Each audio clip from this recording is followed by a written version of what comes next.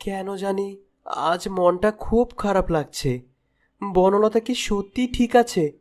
জানি না, হঠাৎ করে ওর মধ্যে কেন এত অদ্ভুত পরিবর্তন হয়েছে। আমি নিজেই ওকে চিনতে পারছি না। ও মা, তুমি আমাদের ছেড়ে কেন চলে গেলে মা? এখন আমার কি হবে? কেঁদো না বনলতা, যা হবার তা তো হয়ে গেছে। কিন্তু তোমার মাকে এভাবে নির্মমভাবে কে হত্যা করলো? আমি তো সেটাই বুঝতে পারছি না। তুমি কখনো জানতেও পারবে না রাজকুমার, আমারই নিজের মাকে আমি নিজেই হত্যা করেছি। কারণ সে যদি বেঁচে থাকতো তাহলে আমার সব কুকর্ম ফাঁস হয়ে যেত। কি ব্যাপার বনলতা, তুমি এভাবে চুপ করে আছো কেন? আর আজকেও তুমি মাথায় ঘোমটা দিয়ে থাকবে? তোমার মা মারা গেছে। তোমাকে তো আগেই বলেছি, যে পর্যন্ত আমার গর্ভের সন্তান পৃথিবীতে না আসবে আমি মাথায় ঘোমটা দিয়ে থাকবো। যদি কোনো কারণে ঘোমটা সরিয়ে ফেলি আমার গর্ভের সন্তানের অমঙ্গল হবে রাজকুমার।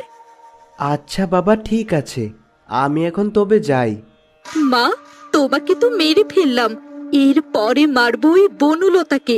ওকে আমি কিছুতেই বেঁচে থাকতে দেব না, ওকে আমাকে খুঁজে বের করতেই হবে।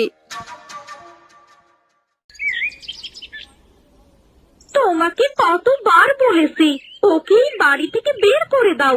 এই মুখপুরি সারা দিন শুয়ে বসে থাকে, কোনো কাজকর্ম করে না। তুমি কিন্তু ভুল করছো। ওই রাজ্যের ছোট রানী, আমার কথা অবিশ্বাস করো না। এরপর কিন্তু তোমাকে এর কঠিন দাম দিতে হবে। আবার বানিয়ে বানিয়ে মিথ্যে কথা বলা শুরু করেছে। রাজরানী না সাই, ও যদি এই রাজ্যের ছোট রানী হবে তাহলে এখানে কেন পড়ে আছে? ওকে তুমি পাঠিয়ে দাও। ওকে এখন প্রাসাদে পাঠানো সম্ভব না। যখন সময় হবে আমি নিজেই ওকে পাঠিয়ে দেব। তোমরা আমার জন্য নিজেদের মধ্যে ঝামেলা করো না, আমি চলে যাব। আমার গর্ভের সন্তানটা আসতে দাও, এরপর আমি এখান থেকে চলে যাব।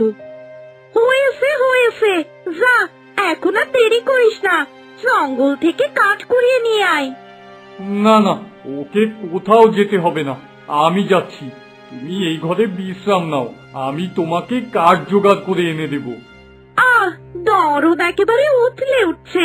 এই বাড়িতে থাকতে গেলে গায়ে গতরে কাজ করে তারপর থাকতে পারবে, তা না হলে এই